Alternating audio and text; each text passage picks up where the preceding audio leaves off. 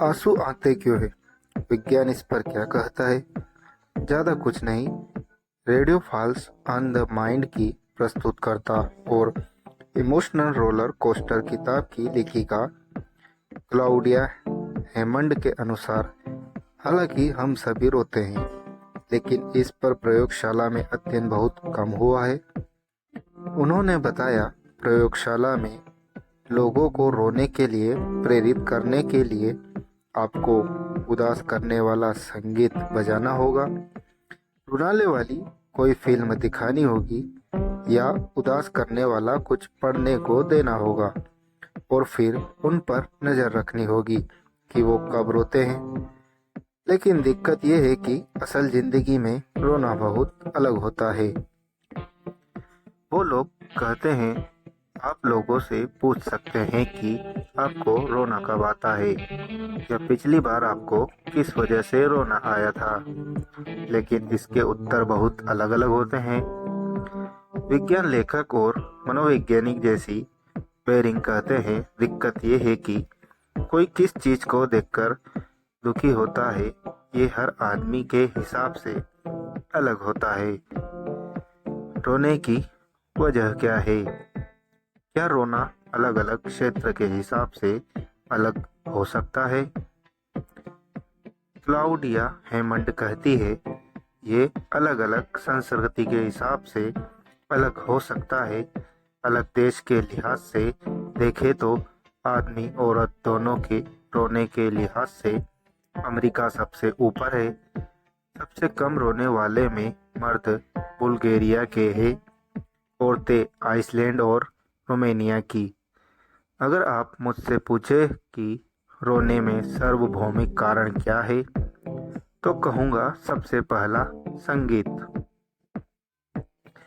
वे बताते हैं, मैंने कई अंतर्राष्ट्रीय सर्वे किए हैं।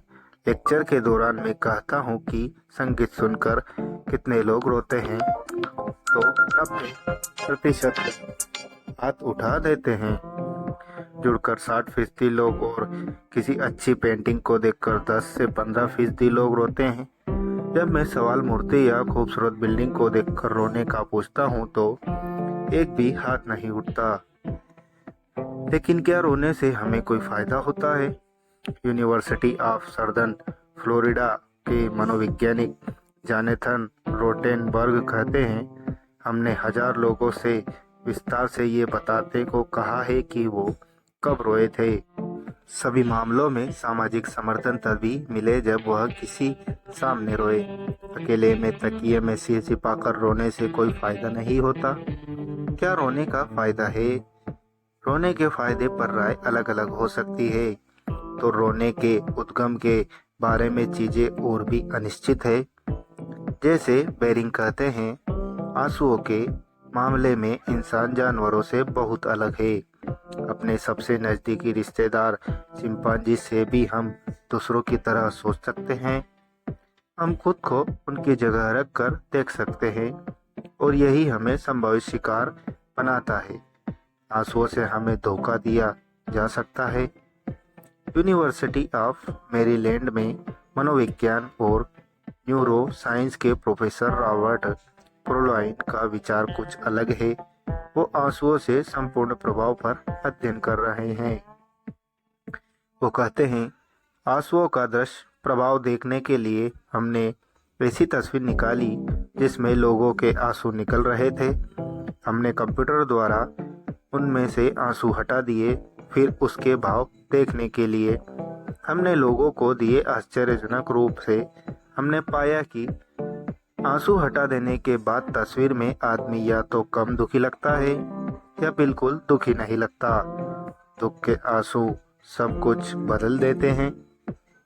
लेकिन क्या आंसू सिर्फ दुख का सूचक है या ये कुछ और भी है? इजराइल के वाइट्समैन इंस्टीट्यूट के में न्यूरोबायोलॉजी के प्रोफेसर नोएब सबाओ ऐसा ही मानते हैं। वो कहते हैं कि चूहों के आंसुओं में एक रासायनिक संदेश थेरमोन होता है जो दूसरे चूहों के व्यवहार को प्रभावित कर सकता है। लेकिन क्या ऐसा इंसानों के साथ भी हो सकता है? नोएम ने भावुकता से पैदा हुए आंसुओं का सैंपल लिया और कामोत्तेजना पर उसकी जांच की। उन्होंने पाया कि दुख के आंसुओं का कामोत्तेजना पर असर पड़ा है और ये कम हुए हैं। आंसू सूंघने वाले आदमियों में टेस्टोस्टेरोन का स्तर तेजी से कम हुआ था।